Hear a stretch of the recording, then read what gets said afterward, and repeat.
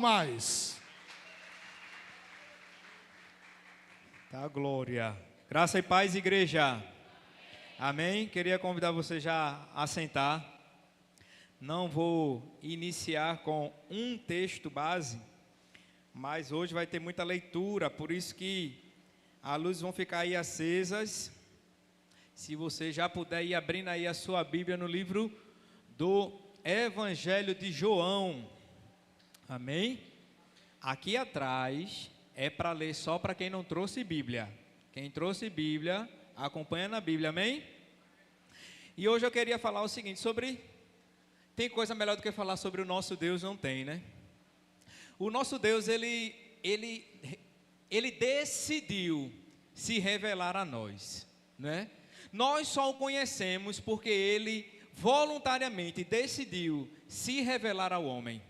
Ao longo da Bíblia, a gente vê que Jesus, o Deus Todo-Poderoso, ele vai se revelando. E o Senhor, ele tem vários nomes na Bíblia, né? Ele vai se revelando de acordo com o atributo do seu caráter, ou de acordo com a necessidade humana até. Né? A gente vê que o Senhor, ele tem vários nomes. Ele é Jeová Jirê, não é? O Senhor é a nossa provisão. Ele é Jeová Nissi. O Senhor é a nossa, aleluia, bandeira. O Senhor, ele é a nossa bandeira. E aí a gente vai vendo de acordo com aquilo que é o caráter dele. Ele diz assim: sede santo porque eu sou santo. Ele é o santo de Israel. Ele é o santo dessa igreja, amém? Ele também é chamado de Jeová Rafa. Ele é o Deus que cura, amém? E não diferentemente, o nosso Jesus, ele também resolveu, ele veio à terra e se revelou aos homens. A palavra diz que ele veio revelar o Pai, mas à medida que ele revelava ao Pai, ele também se revelava. E é justamente sobre isso nessa noite que eu quero falar. A forma como o próprio Jesus, ele se revela na Bíblia para nós. Os eu sou, que Jesus diz justamente no livro do Evangelho de João. Porque os evangelhos, eles revelam a Jesus, mas cada um ele tem uma ênfase, digamos aí. Ele tem um direcionamento, né? O livro de Mateus, por exemplo, ele é mais direcionado para os cristãos judeus. O de Marcos seja para os cristãos romanos. Mas o livro de João não, ele é universal. Ele tem como objetivo revelar a divindade de Cristo. E aí eu consegui olhar a Bíblia, e é o que a gente vai falar aqui, que eu consegui mapear 10 eu sou, que o próprio Jesus fala sobre ele mesmo na Bíblia. Mas antes da gente chegar nisso, eu queria nivelar uma coisa, caso ainda seja dúvida de alguém, né? Que Jesus, ele é Deus. Não sei se havia dúvida na cabeça de alguém ainda, mas Jesus, ele é Deus. E Deus como Deus o Pai, não um Deus menor, não um Deus criado, mas aquele que era, que é e que sempre será. Amém? Então, diante disso, sabendo que o nosso Jesus, apesar de ter sido homem, ele é a revelação visível do Deus invisível. Ele é Deus. E é sobre esse Deus encarnado, sobre Emanuel, que eu quero falar com vocês essa noite. Amém? Então vamos abrir aí o livro de João, sobre o primeiro eu sou, que Jesus fala, está lá em João capítulo 4, versículo 25. João 4, 25. E aí você já fica aberto, que a gente só vai folheando capítulo a capítulo. João 4, 25 e 26 diz assim: e a mulher respondeu: eu sei que o Messias, que se chama o Cristo, vem. Quando ele vier, nos anunciará todas as coisas. E Jesus lhe disse: sou eu o que está falando contigo. Eu gosto muito dessa passagem que Jesus ele está falando com a samaritana. Eu gosto muito dessa passagem porque eu não sei você, mas eu consigo me enxergar nesse lugar. Eu consigo me colocar no lugar da samaritana. Porque a samaritana, ela era uma mulher sedenta. Ela era uma mulher sedenta, mas a gente acha que ela era sedenta apenas da água que ela foi buscar ao sol do meio-dia, foi buscar água no poço. Mas não, Jesus olhou dentro da alma dela e via outra sede, a sede que realmente havia dentro dela, a sede que tinha na alma dela, mas que nem ela mesma sabia como saciar, né? A gente vai vendo ali que Jesus vai começando uma conversa, pede água, e aí ela se escandaliza porque um judeu está pedindo água para ela, e aí ele vai oferecendo uma água que não é qualquer água, mas é a água que pode saciar a sede da nossa alma, do vazio que pode preencher o vazio da nossa alma. Esse Jesus, ele vem para fazer isso, para preencher o vazio da alma do ser humano. Esse Jesus, ele se revela para ela e ele oferece essa água, uma fonte que jorra para a vida eterna, porque ele marcou esse encontro com ela, mesmo sem ela saber. Ele vai ao encontro dela. Eu consigo me enxergar nesse lugar. O Messias veio até o meu encontro também. Ele foi até o seu encontro também. Você pode não saber, você pode achar, eu vim aqui porque eu sou muito bom, mas ele foi ao seu encontro. E quem ainda não percebeu, saiba, ele está lá no poço. Ele está lá no poço esperando para saciar a nossa sede, a sede da nossa alma, amém? É tanto que ela tinha essa sede, o ser humano tem essa sede, que ela não sabia onde saciar, e que ela foi saciar essa sede nos braços de outros homens, que Jesus diz assim, olha, vai lá em casa e chama teu marido. Aí ela diz assim, eu não tenho marido não. Aí Jesus diz, está certo, tem marido mesmo não, tinha 5 e o que tem agora nem teu é. Veja só o nível dela, porque estava querendo saciar uma sede no braço de outros homens, uma sede que só o Senhor ele pode preencher, uma sede que só o Senhor ele pode matar. Bem sabia Davi, quando escreveu em Salmo 63, ele diz assim, 63 versículo 1, ele disse, ó Deus, Tu és o meu Deus, eu te busco ansiosamente, minha alma tem sede de Ti.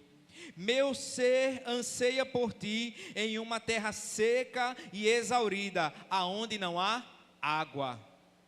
Essa sede estava em Davi, homem segundo o coração de Deus, e essa sede também estava no coração da samaritana, impura, escanteada, de um povo que nem foi escolhido mais, misturada. A diferença é que Davi sabia onde é que ele ia saciar a sede dele. É que ele sabia aonde ele ia saciar essa sede. E Jesus, ele se revela nessa passagem como o Messias, né? Sabe o que é Messias? Messias quer dizer ungido, é o ungido de Deus, né? Messias vem lá do ungido de Deus, do hebraico, a mesma coisa que Cristo. Cristo também é ungido, que a gente diz Jesus Cristo, né? É Jesus, o ungido de Deus.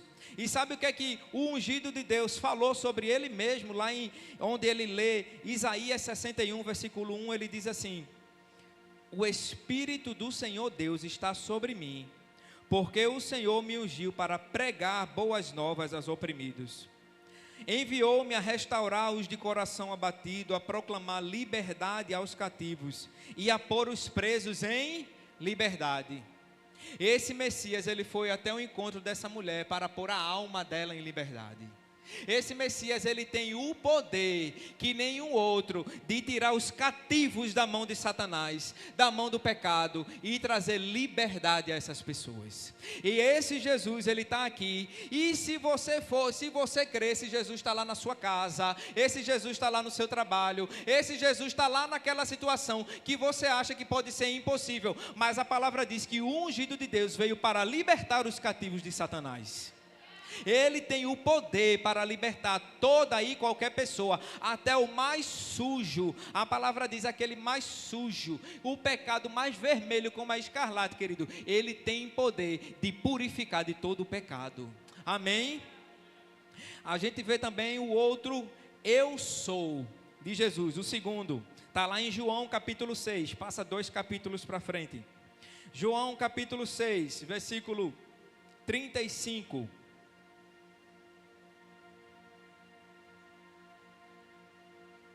João 6,35 diz, e Jesus lhes declarou, eu sou o pão da vida, quem vem a mim jamais terá fome, e quem crê em mim jamais terá sede. Versículo 51 do capítulo 6. Eu sou o pão vivo que desceu do céu. Se alguém comer deste pão, viverá para sempre.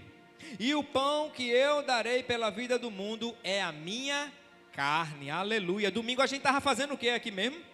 Santa Ceia, não foi? Aonde a gente relembra justamente isso, o corpo dele dado em nosso favor e o nosso benefício, né? Aonde a gente pode participar do corpo de Cristo.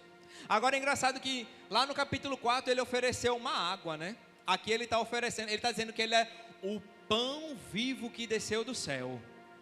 Porque o nosso organismo, ele consegue passar de 2 a 4 dias sem água. Sem água a gente morre rápido. Os órgãos falecem. Você morre.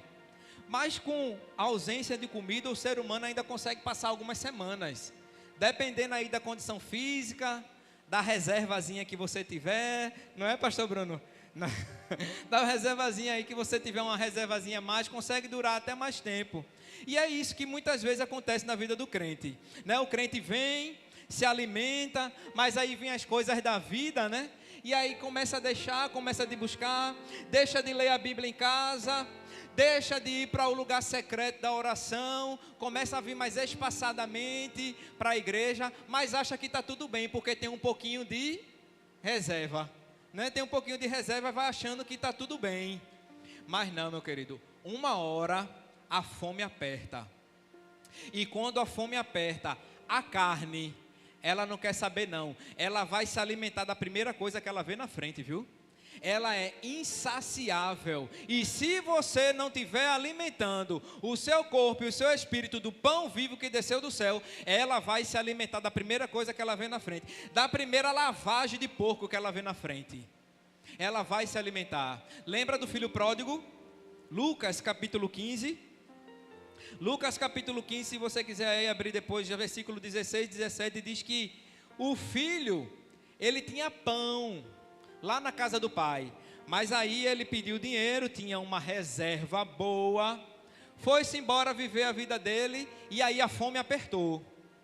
Quando a fome apertou, bateu a fome, a primeira coisa que ele viu na frente foi o quê? A palavra diz que ele viu, ele estava cuidando de porcos, ele desejou comer as bolotas dos porcos, né? Se você não alimentar, a carne vai se alimentar, meu amado, ela vai se alimentar do que você der, ela vai se alimentar de pecado, ela vai se alimentar de pornografia, ela vai se alimentar de adultério, ela vai se alimentar de fofoca, de maledicência. Se a gente não tivesse alimentando do pão vivo que desce do céu diariamente, é disso que ela vai se alimentar.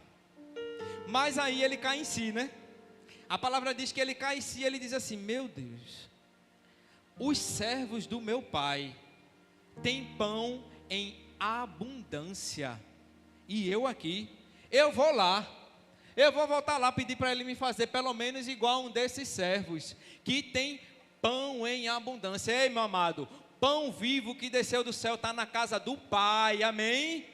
Na casa do pai tem pão quentinho, tem pão vivo que desceu do céu, não é lá fora que vai achar não, é na casa do pai, é na presença do pai que tem pão vivo que desceu do céu.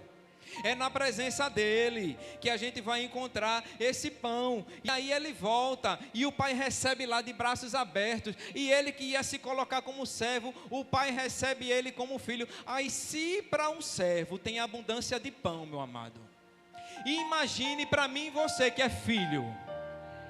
Não tem medida para a manifestação da presença do pão vivo que desceu do céu na minha e na sua vida não, amado. Não tem medida. Na verdade, quem coloca a medida sou eu e você. Sabe qual é a medida? A medida do quanto você vai ter de Jesus é a medida da sua busca. A medida do recebimento é a medida da busca. Se você busca pouco, você recebe pouco. Você fica magro, raquítico espiritualmente. Mas se a sua fome é grande, tem pão, viu amado? Tem banquete. tem banquete. Se a fome é grande, tem banquete. A casa do Pai tem abundância para lhe dar, porque é disso que você precisa, é disso que a nossa alma precisa, é disso que a gente precisa. A questão é o quanto que a gente vai estar disposto a abrir mão da lavagem espiritual, que muitas vezes a gente se permite que a carne se alimente. O quanto que a gente vai estar disposto a abrir mão disso para se alimentar exclusivamente, dieta perfeita, a dieta do pão vivo que desce do céu. Hein? Então, quanto a gente vai estar disposto a abandonar os ídolos do nosso coração para correr apenas para Ele?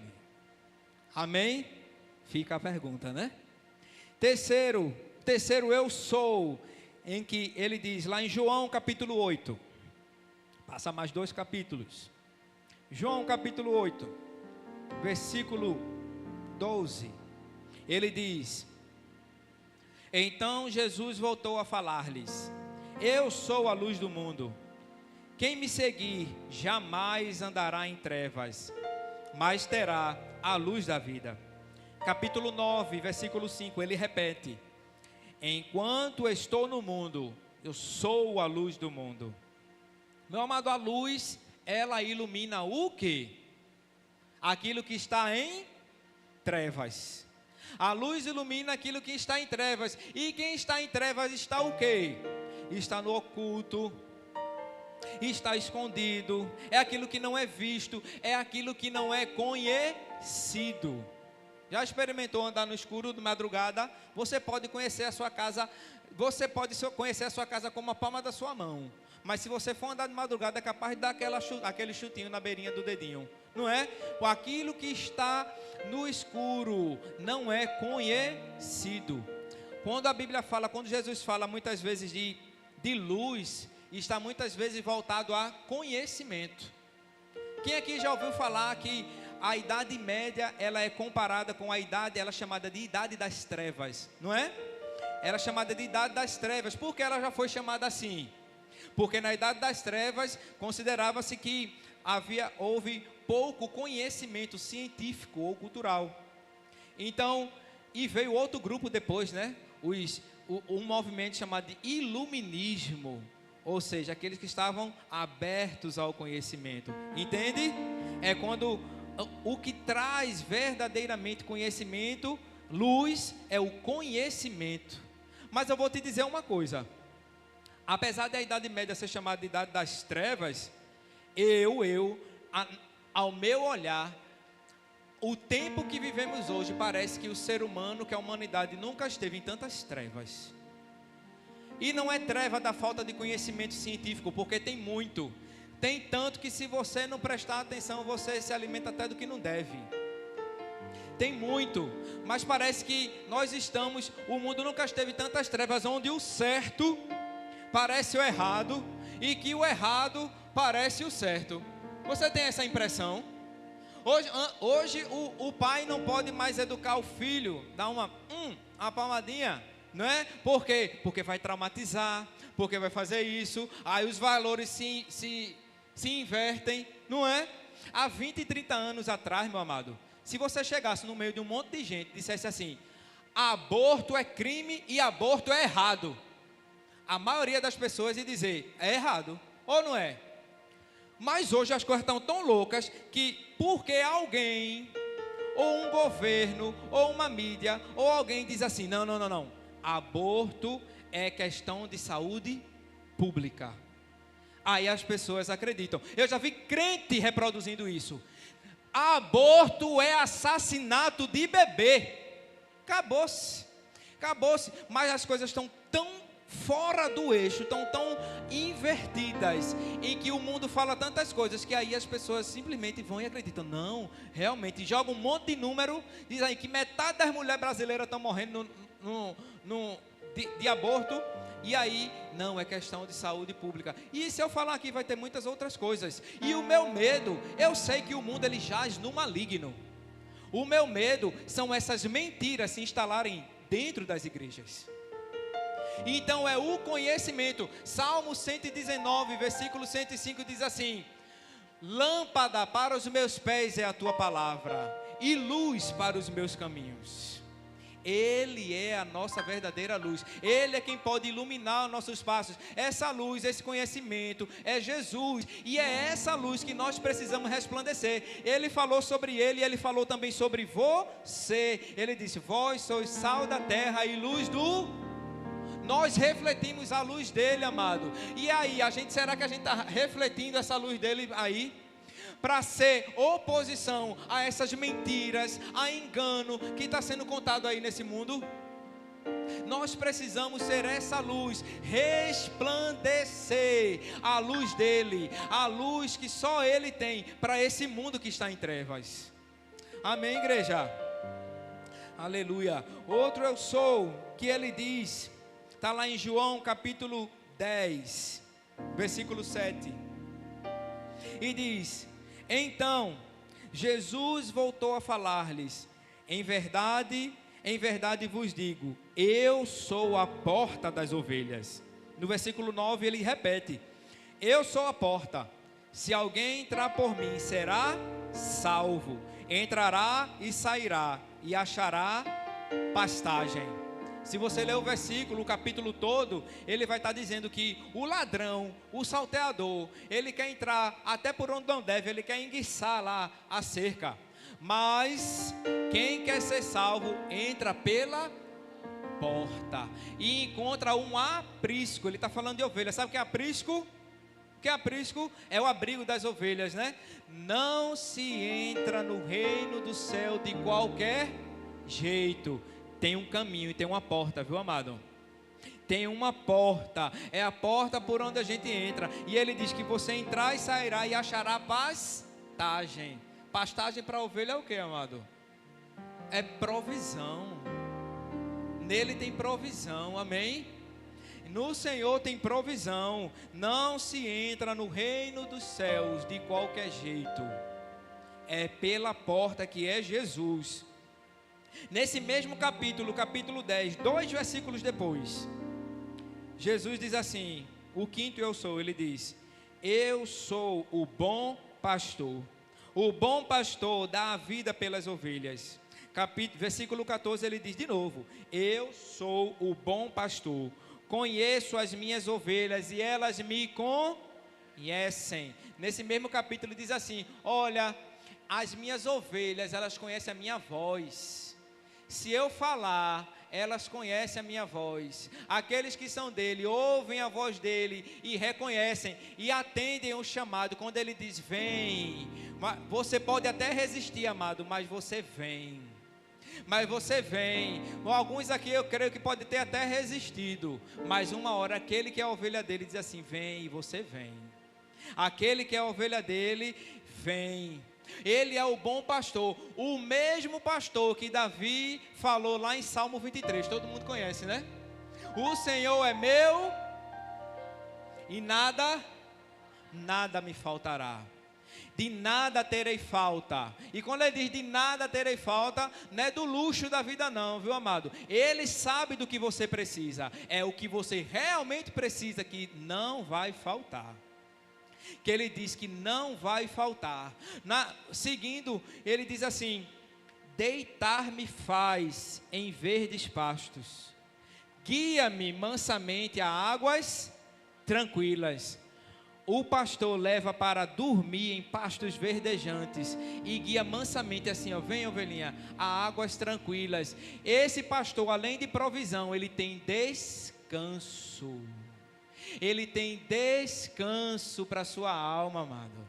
Ele tem descanso. Tem gente que muitas vezes não consegue dormir. Tem gente que não tem paz. Tem gente que o coração vive ansioso. Mas ei, ovelhinha, deixa o pastor te guiar, porque ele tem poder de te levar às águas tranquilas.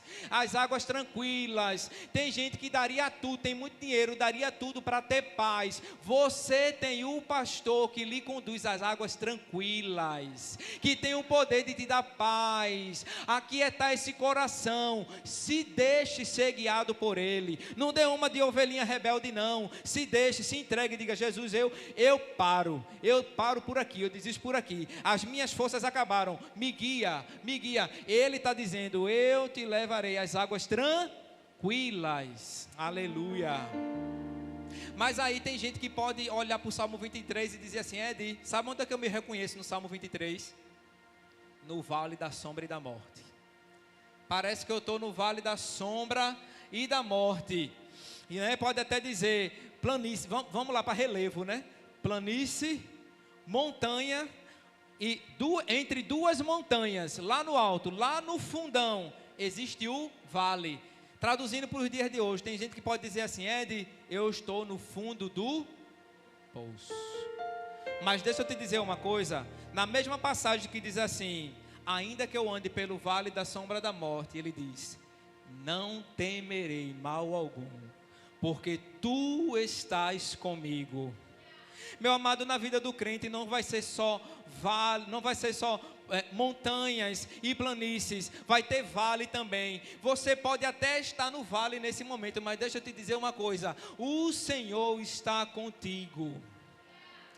Aquele que é o pastor das nossas almas, ele diz: eu estou contigo. Ele diz assim: a tua vara e o teu cajado me consolam. Eu vou ser guiado pelo Senhor, e isso me basta, isso me consola.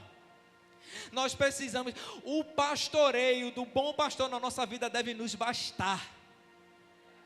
Deve nos bastar ser pastoreado por ele, pelo bom pastor, né? E ainda no livro de Lucas, tem outra parábola que diz assim, lá no capítulo 15, versículo 4 e 5, diz que ele compara, ele fala do pastor, ele diz assim: eram 100 ovelhas, juntas no aprisco, estavam lá no aprisco, uma se perdeu, e ele foi atrás da ovelha perdida. Eu não sei se você também está se considerando essa ovelha perdida, mas ele é aquele que deixa as 99 sadias para ir atrás. Um dia desse eu estava num culto familiar na minha casa, e a gente leu essa passagem, e a gente começou a cantar uma música antiga, que quando a gente era menino a gente até brincava, né? Cantava assim: as 99, as 98, não era? E aí a gente foi cantando aquela música, diz assim: as 99 deixou no aprisco, e pelas montanhas a buscá-la foi, a encontrou gemendo, curou suas feridas, pôs logo em seus ombros, e ao redil voltou. Eu não sei você, mas eu me vejo essa ovelha. O bom pastor foi lá no mundo e insistiu em mim. Eu estava cansado, eu estava ferido, e o pastor deixou as ovelhinhas todas saudáveis e cheirosas e foi atrás de mim e insistiu em mim, porque se fosse pelas minhas forças, amado, eu não estaria aqui.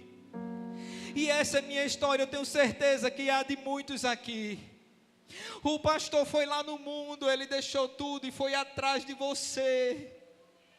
O bom pastor, ele foi, pegou a ovelha ferida, sobrecarregada e cansada. O bom pastor vai lá no mundo e traz você de volta. Meu Deus, que amor é esse? Que amor é esse? Desse Jesus. O outro, eu sou dele, diz, versículo 11 de João, versículo 25, 11 e 25 diz, Jesus declarou: eu sou a ressurreição e a vida. Quem crê em mim, mesmo que morra, viverá. E todo aquele que vive e crê em mim, jamais morrerá. Ele ainda pergunta: crê nisso? Ei, meu amado, você pode estar até se sentindo morto espiritualmente. Você pode achar que a família morreu, que o casamento morreu, que o sonho morreu, mas eu digo uma coisa para você, que o próprio Jesus disse, Ele é ressurreição e vida. Ainda que esteja morto, meu amado, Ele tem poder de trazer a vida. Ele tem poder de trazer a vida aquilo que está morto. Então a primeira coisa que tem que voltar a viver é a sua e a minha fé. Porque a pergunta e a condição para que aquilo que está morto volte a viver é só uma. Você crê nisso? Você crê nisso? Que Jesus Ele é vida e Ele pode trazer a vida àquele que está morto.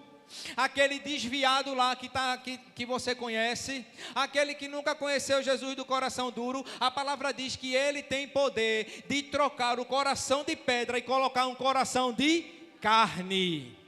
A pergunta é, crê nisso? Porque Ele nesse mesmo capítulo, Ele diz para Marta e Maria, se creres verás a glória de Deus. A condição é essa, meu amado. A condição é crer que a gente vai ver a glória de Deus, porque Ele é vida, amém? O sétimo eu sou, está lá em João 13, passa mais 2 capítulos aí, João 13, versículo 13 e 14, ele diz assim, vós me chamais mestre e senhor, e fazeis bem, pois eu sou. Se eu, mestre e senhor, lavei os vossos pés, também deveis lavar os pés um dos outros. Esse aí é forte. Ele é mestre e ele é senhor. Quando eu aceitei Jesus, em 1999, quase ontem, em 1999, na época que eu aceitei Jesus, quando se fazia o apelo, se falava assim, quem quer aceitar Jesus como Senhor e Salvador da sua vida, né? O problema é que a gente tem que entender que quando a gente aceita Jesus, quando a gente confessa a Jesus, é como Senhor e Salvador. Sabe qual é o problema? É que muita gente está querendo só o Salvador. Aí vem, Jesus, meu casamento está acabando, eu vou correr para a igreja, eu vou correr para fazer campanha, vou correr para ler a Bíblia. E aí você vem, e aí Jesus vai lá e como Salvador, Ele socorre você. Jesus, eu estou desempregado. Jesus, eu estou precisando, eu estou com uma doença gravíssima. E aí a gente vem pelo Salvador. Mas a gente precisa lembrar que Ele também é Senhor.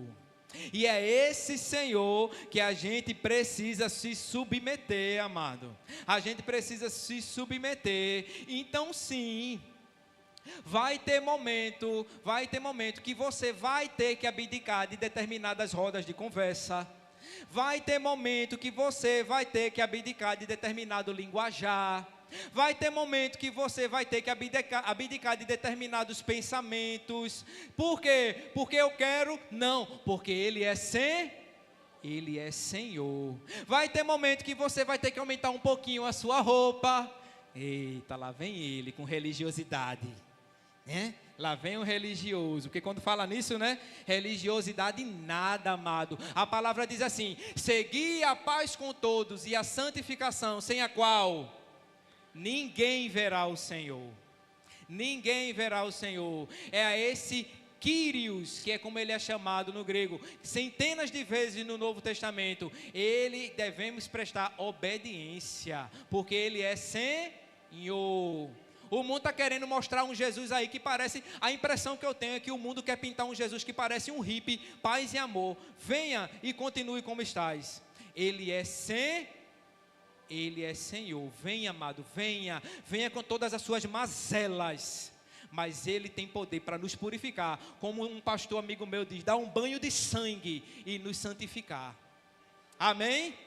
Amém, é esse Jesus, amado. Ele é Senhor. Nós precisamos ter esse entendimento de quem Ele é. Romanos capítulo 10, versículo 9 diz assim, se com a tua boca confessares ao Senhor Jesus, e em teu coração creres que Deus o ressuscitou dos mortos, serás salvo. Porque com o coração se crê para a justiça, e com a boca se faz confissão para salvação. Então não adianta vir com aquela história de que eu creio e eu não preciso fazer mais nada, que Jesus só quer o meu coração. Jesus não é cardiologista, Ele quer você por inteiro. Ele quer você por inteiro. E também precisa confessar. E isso é um privilégio, viu? A gente confessar hoje que Ele é Senhor da nossa vida é um privilégio. Sabe por quê? Porque hoje, de livre e espontânea vontade, nós dizemos: Tu és o meu Senhor. Porque haverá um dia que a Bíblia diz que todo joelho se dobrará e toda língua confessará que Ele é o Senhor. Mas nesse dia muitos vão fazer isso, gostando ou não, porque vão estar vendo Ele. E hoje, sem ver, crendo no nosso coração, a gente diz: Tu és o meu Senhor. Amém? Então é um privilégio poder estar diante dele e dizer: Tu és o meu Senhor. Amém? O oitavo eu sou está lá em João 14. João 14, versículo 6.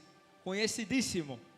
Diz assim: Jesus lhe respondeu: Eu sou o caminho, a verdade e a vida. Ninguém chega ao Pai a não ser por mim. Eu ainda tenho 7 que ele diz assim: Se de fato me conhecesses, também conhecerias meu Pai, e desde agora o conheceis e tendes visto. Esse versículo, todo mundo que gosta de evangelizar tem esse versículo na ponta da língua, não é? Que chega para evangelizar e diz assim: olha, Jesus, Ele é o caminho, a verdade e a vida. E é esse versículo aí que muitas vezes eu acho que ele separa os crentes Nutella dos crentes raiz. Porque os crentes raiz vai chegar sem medo e dizer assim: Ei, amado, olha, Jesus é o caminho e a verdade e a vida. Enquanto que vai ter alguns que vai ter vergonha diante da pressão desse mundo, da pressão, do medo de ser chamado de homofóbico, ou transfóbico, cisfóbico, selafóbico, e dizer assim: não, Jesus é um caminho, né? De sucumbir à mentira do mundo, de dizer: todos os caminhos levam a Deus. Jesus não é Roma. Tem um ditado aí bem antigo que diz, né? Todos os caminhos levam a Roma. Mas Jesus não é isso não. Deus não é isso não. Só há um caminho para chegar a Ele. Não tem atalho. Não adianta fazer nada. É Jesus. Ele é o caminho. E a gente precisa estar ciente de que nós precisamos continuar trilhando o caminho, viu, amado? Entrou no caminho, não saia mais não, viu? Não saia mais não. Que a palavra diz que melhor é o final das coisas do que o começo delas. Melhor do que começar bem. Sabe o que é? Terminar bem. Melhor do que começar bem, trilhando o seu caminho, é terminar bem trilhando o seu caminho. Não se desviando nem para a direita, nem para a esquerda. É nesse caminho que a gente deve permanecer. Amém? Amém, glória a Deus. Tem mais 2 ainda, segura aí. Se estiver com sono, se levanta, anda, dá-lhe uma água ali no rosto. O oitavo eu sou, no 9º eu sou, diz assim, capítulo 15, ele diz, versículo 1, eu sou a videira verdadeira, e meu pai é o agricultor. No versículo 5 ele diz, eu sou a videira verdadeira, vós sois os ramos. Quem permanece em mim e eu nele, esse dá muito fruto, porque sem mim nada podereis fazer. Nós precisamos estar enxertados na videira verdadeira. É dele que sai seiva para o raminho que sou eu e você. Ramo sozinho não vinga não, amado, seca. Porque a seiva, a vida, vem dele. Ele é a videira verdadeira. Não adianta também estar se achando o bom demais não, que tem seiva para dar aos outros, que a gente não é nada não, viu? A seiva vem, a vida vem dele. Para a gente dar fruto, a gente precisa dele. Até para caminhar junto dele, a gente precisa dele. Para fazer a obra dele, a gente precisa dele. Para ser um bom pai, você precisa dele. Para ser uma boa mãe, você precisa dele. Para ser um bom filho, você precisa dele. Para ser um bom amigo, você precisa dele. Nós precisamos dele. Sabe o que é isso? Dependência. Nós dependemos dele, porque ele diz assim: sem mim nada podereis fazer. Nós somos completamente, extremamente, irrestritamente dependentes dele, porque sem ele nada poderemos fazer. Amém? E para terminar, tem o 10º eu sou. O 10º eu sou está lá em João capítulo 8, volta aí um pouquinho. 8:56. Do 56 ao 58. João 8. Diz assim: Jesus estava numa discussão com os fariseus. E ele fala assim: Abraão, vosso pai, regozijou-se por ver o meu dia. Ele o viu e alegrou-se. Então os judeus lhe perguntaram: ainda não tem 50 anos e viste Abraão? Jesus lhes respondeu: em verdade vos digo que antes que Abraão existisse, eu sou. Meu Deus do céu. Muitas pessoas ao longo da história da igreja duvidaram da divindade de Cristo, porque em nenhuma passagem você vê Jesus dizendo assim: eu sou Deus. Mas sabe o que é isso? Falta de examinar as escrituras. Várias vezes ele diz assim: eu e o Pai somos um. Eu vim revelar ao Pai. Eu não faço nada que meu Pai não já tenha feito. E aí ele fala essa passagem que a gente, muitos de nós pode não ter entendido, mas os judeus entenderam, viu? Porque ele está falando assim: antes que houvesse Abraão, eu sou. Ele não diz assim: antes que houvesse Abraão, eu já existia. Se ele dissesse isso, sabe qual a impressão que dava? É que Jesus teve um começo. Porque quem existe tem um começo e tem um fim, mas aquele que é, não tem começo e não tem fim. Ele diz assim: eu sou. Os judeus entenderam tanto o que ele quis dizer, que a palavra diz que na mesma hora eles pegaram pedra para apedrejar Jesus. Jesus teve que sair dali, porque eles pensaram assim: que blasfêmia, ele está falando o eu sou. Sabe quem foi outro na Bíblia que disse exatamente isso? Êxodo capítulo 3, versículo 14. Moisés está sendo comissionado por Deus para libertar o povo de Israel. E aí Moisés faz uma perguntinha, diz assim: quando eu for lá para aquele povo para libertar ele, eles vão perguntar: que Deus é esse? E qual é o teu nome? O que é que eu digo para eles? Diga para eles: eu sou o que sou. O Deus Todo-Poderoso, o eu sou, está se revelando encarnadamente aqui, encarnado, olhando para os judeus, dizendo assim: ei, eu sou. Ele é, meu amado, Ele é. A palavra diz que Ele é a brilhante estrela da manhã. Ele é aquele que era, Ele é aquele que é, Ele é aquele que há de vir. Ele é maravilhoso, Ele é conselheiro, Ele é Deus forte, Pai da eternidade, Príncipe da paz. Ele é o servo, Ele é o rei, Ele é o único soberano. Ele é aquele que habita em luz inacessível, a qual nenhum homem viu nem pode ver. Esse é o Deus a quem nós servimos. É a Ele. Ele que é digno da nossa adoração, da nossa obediência.